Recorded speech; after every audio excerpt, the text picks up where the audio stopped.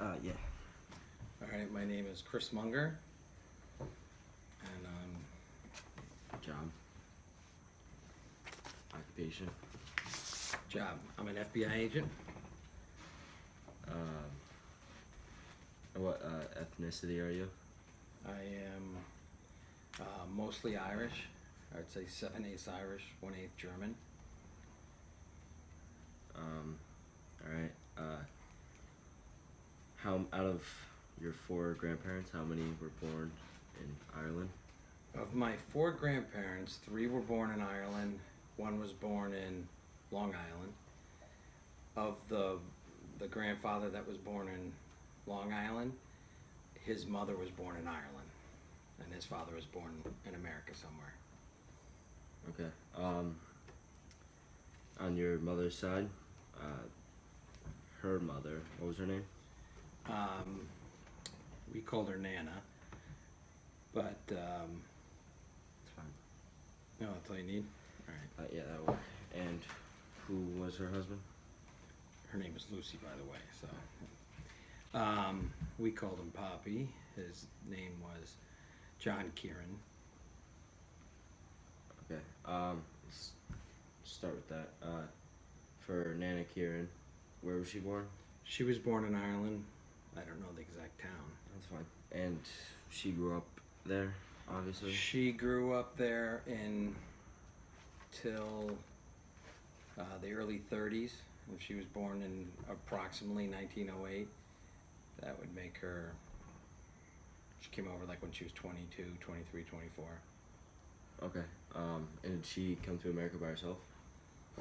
She came with her sister, Anne, and her remaining brothers and sisters stayed in Ireland, and their descendants are still in Ireland. Were they not necessarily disowned by their family that were back in Ireland? No. Were they fine when they left, or did they resent them? No, everything was fine. No, it was normal for people in Ireland to emigrate here for opportunity. And when she was in Ireland, she spoke English? Yes. And when she came to the States, what was her job? I'm not sure what her job was. I never heard of her having one. Usually, my history starts where they met. She moved to Connecticut. She moved to Norwalk, and my grandfather did, and they met somewhere in the 30s at like an Irish festival or an Irish dance. What was her reasoning for coming to the U.S.? Opportunity and to better her life. Where did she live when she first moved here? Norwalk. I think it's the only place. Like, did she have family here that she moved in with at first? Not that I'm aware of. I think she came with her sister. And the one thing about when the Irish come over is that there was always family, so I'm sure there was family here somewhere. There was a support network. Okay. How different was the you might not know this, but the cultural aspects of Ireland and U.S., was it very different? Like, was it hard for Just like any place, it would be very different. I can't speak to it perfectly because I don't know the Irish culture except for what it's told to me from my relatives. But there's a big Irish American culture, and that's sort of a homogenized version of a little bit of the old world, a little bit of the new world. Did she like the U.S., like, or is she? I don't know how to say this. Were her or her sisters or any of them like racist or? Not that I'm aware of. No. At that time, like to skip a little bit to when she's married to my grandfather,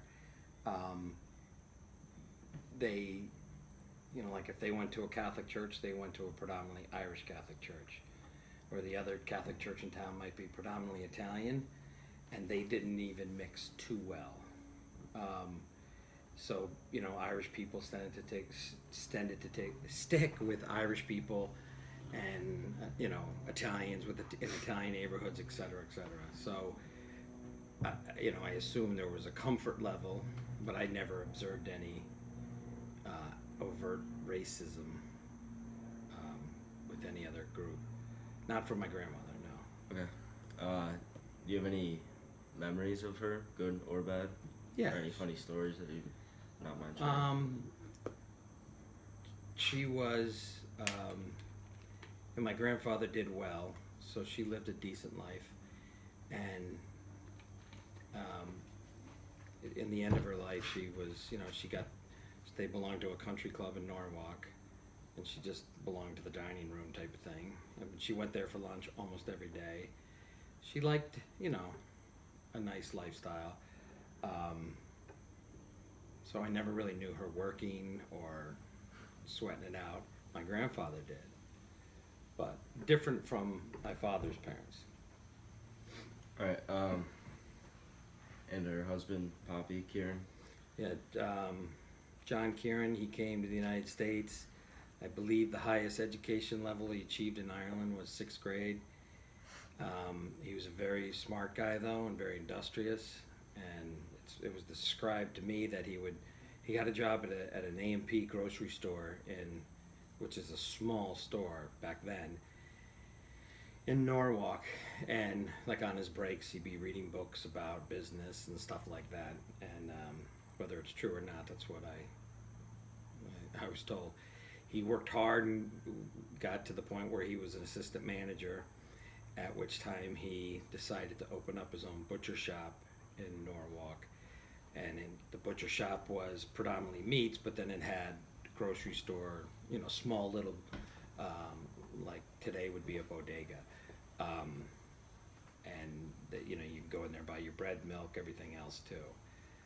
He ended up, by the end of his life, he had 2 butcher shops in town, and he and another guy opened a real estate agency, and all they did was basically develop houses. They would buy land and have things built. It was called Kieran and Sloan, and back then things were more moderate, so like if he was successful, it would be gradual, as opposed to now everybody flips houses and all that. Interesting. When did he move here? Same time as Nan and Karen? Approximately the same time. But and I don't was know. he by himself, or did he come with his I parents? don't know. And when he first moved here, he lived in Norwalk? Yes, I believe so. And you don't know if he came in with anyone? Did he have family here? I don't know if he has any family. I know he was where follow-on generations came. He would, they would stay with him. So he might have been one of the first. Okay. Was he, like you were saying about Anna Kieran, she would go to an Irish Catholic church if she went? Was she like really religious, or? Yeah, back then they were very observant. It was very part of their culture, as well as you went to church on Sundays, you wore a suit, the kids got dressed up, you got your first communion, your confirmation. I think all the girls went to Catholic school, my mother and her sisters, and then when my mother went to college, it was a Catholic college, so like that was kind of important, partially for religion and also partially for status and community. What and I bring that up because of Pop Kieran. Was he the same way? Like he went to Same. church, Irish Catholic? And a big thing then was like if the priest would come to your house for Sunday dinner, it was like you were the hot shot, and that would happen.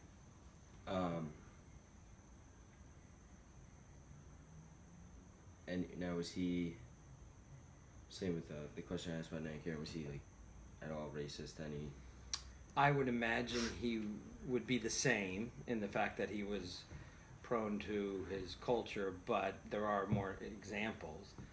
And your grandmother, my mother, would say things like, we had to go to an Irish dentist and have to have an Irish lawyer and had to have, you couldn't go to a Jewish dentist or an Italian this or that because, the Irish had to stick together.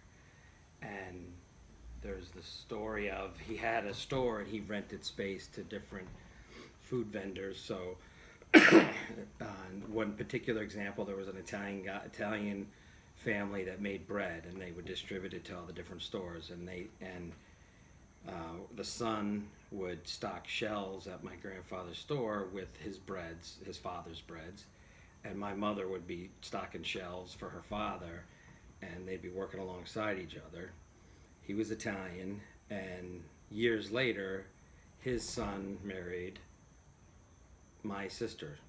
So, and my mother made the comment, "Oh, your grandfather would be doing cartwheels in the graves if he knew his first grandchild married an Italian." But that's the way it was then, and it was a big laugh to us now. Yeah. Did he? What made him come? Same reason: opportunity and better life. Yeah, he had he didn't receive an education over there. He also had a very difficult mother. I don't know how much of that played, but I would, I never heard stories about his father, but I'd hear stories about her and how she was a tough woman. If he acted up and needed to be disciplined, she would take him down to the constable, and he would lock my grandfather up for a couple hours or a day or whatever to teach him a lesson. Explain what a constable is. Constable is like a cop. Yeah, okay. So it's like the Barney Fife of, it's, like you go down, there's one jail cell, Yeah. kind of thing. And also, when he was in Ireland in the teens, like he was born in, I think, around 1905. So coming of age as a teenager in the late, 1919, early 20s, that's when Ireland had a lot of upheaval. Ireland as a country was part of the British Empire. It broke off and became Northern Ireland. It stayed within the British Empire, and Ireland became its own country. But during that time, he was in the IRA, the Irish Republican Army, and it's different than what it is now today. But back then, it was he lived in what is now the Republic of Ireland. His mother was such a pain in the neck that she did not allow him to join the IRA. So he ended up becoming a spy for the IRA because he had to keep, which he kept from the British, but he also had to keep from his mother. And his job was to sit in bars behind British soldiers and listen to them talk about troop movements and stuff like that. So, his little secret squirrel life was mostly because his mother would have probably thrown him back in with the constable if she found out. So I think maybe that's why he came too. She sounded like a lovely woman. Did he kind of separate from his family back in Ireland when he moved over? Like, he did, just because of geography. Back in those days, once you leave, there's no calling home on Sunday nights. Mm-hmm. And if something important had to be sent or told, it came by telegram. If somebody died, they would get letters. But when his nephew, his sister's son, wanted to emigrate to the United States, and I believe it was in the 50s. Whose nephew? So my grandfather's nephew, which would be my mother's first cousin, his name was Kieran Henry. Okay. He came to the United States in the early 60s or late 50s, once again for opportunity. He was an educated guy. I think he had a degree, or maybe he got it here, but he lived with, his support was my grandfather and his home. So that's where he lived. He moved in with my mother and her three sisters. And how old is he now? He is he's probably 82, or maybe he's 80. Oh, that was just, I didn't. Yeah. He still lives in this area. Yeah. Yeah. And about your father's side, who's your father? All right, so my father's side, his mother was Irish, and she was actually big into genealogy and finding out who her relatives were and all that kind of stuff. And as little kids, it was kind of annoying. She'd, if we were in some different location and she was with us, she'd, have scouted out some cemetery where a relative had died, and we'd have to go look at it. And it didn't make sense to us as kids, but she was a very an intelligent woman who didn't get to do as much as she probably was capable of because of her economic circumstances in Ireland. So the story goes that her mother was from a well-off Irish family in Ireland, and this is before the breakup of Northern Ireland from the break off from the Republic of Ireland. And her father was a British non-commissioned officer, a master sergeant. So he was stationed in Ireland as, you know, part of the British occupation for all those years. When they dated or were going to get married, her family disowned her because she was marrying a Protestant English invader, so to speak, an occupier. So they were sort of on their own, but he made a good salary. He did have a gambling problem and owed people money, so the army, the British Army, was going to transfer him to India to serve there to get him away from his debtors. And the way the official report read was that he was cleaning his musket and it went off and killed him. So that's that time of the world, that's the speak of saying he committed suicide. So now her mother was sort of on her own, didn't have much family support because they had disowned her. And so my grandmother moved to London and attended a nursing school, which wasn't like a nursing school we have here. It was more like in training to become a professional nanny, at which time she emigrated to the United States in the 1920s, and she was a nanny for like very wealthy, millionaires, which would be today's billionaires. When she first came, she came to Washington, worked for a family that lived in the residence. The house that they lived in is now the vice president's residence. Mm-hmm. And then she obviously must have got another job with a family in New York, and she lived out in the Hamptons. And we have tons of photos of her at the beach or whatever in the late 20s, probably the early 30s. And that's where she met my grandfather. He lived out in Long Island. So she was, we could kind of go back to her because she's a more complicated and complex person. My grandfather was American. His father was American. We're not exactly sure where that side of the family came to the country. The name is German-like, so we say, all right, we're German, but maybe it's Austrian, maybe it's Swiss. My grandfather his father worked in the rail yards in Long Island and was known as the strongest man in Long Island because he was 6'1", and at that time that was a very tall man, and he carried barrels of whatever on his shoulders, and the folklore started. When my grandfather was in 6th grade, his father came home on a Friday with a cough, and on Monday he was dead with pneumonia. My grandfather, having no choice, he only had sisters. He dropped out of school in the 6th grade, and he went to work in agricultural fields out in Suffolk County, out in Long Island, the alfalfa fields. And then as he grew up, he became a chauffeur. And back then, mostly for doctors, they were like the rich types, and when cars were relatively new, they didn't learn to drive them, they just got drivers. And I think that's where they bumped into each other. Him being a chauffeur, her being a nanny, all working under these wealthy people. I'm sure that was the social environment that they met themselves, that met each other. And this is Poppy Munger, and you said he kind of had like a racist attitude. Yeah, well, his mother was from Ireland. Okay. And so his mother married his father. His father's family disowned him. So disowned my grandfather's father because he married Irish trash, and because she was just this lowly immigrant that came. It's not even like they had a lot of money, but they were here for a while, and he married this immigrant. So they were sort of on their own. Then he grew up.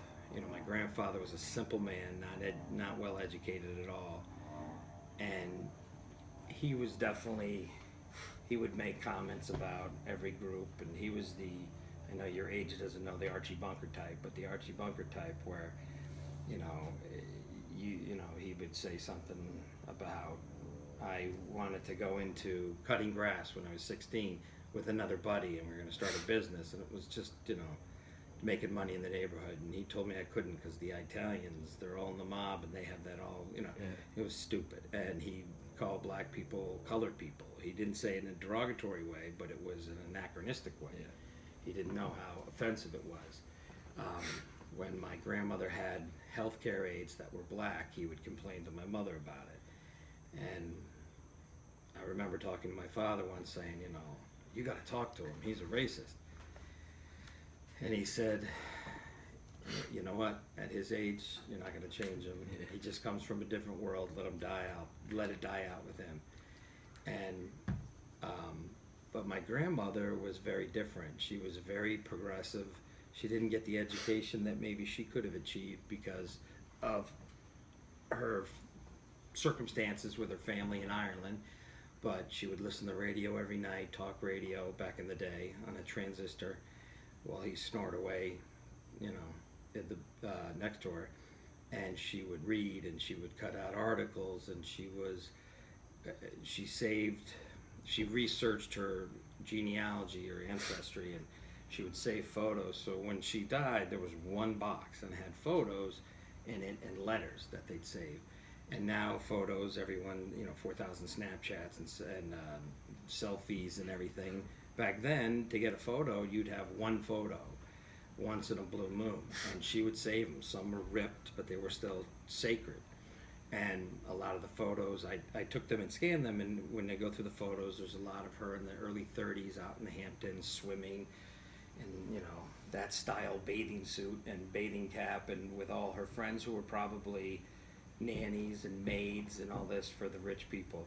And then there was one photo of a black woman who's like very pretty, standing, posing for it.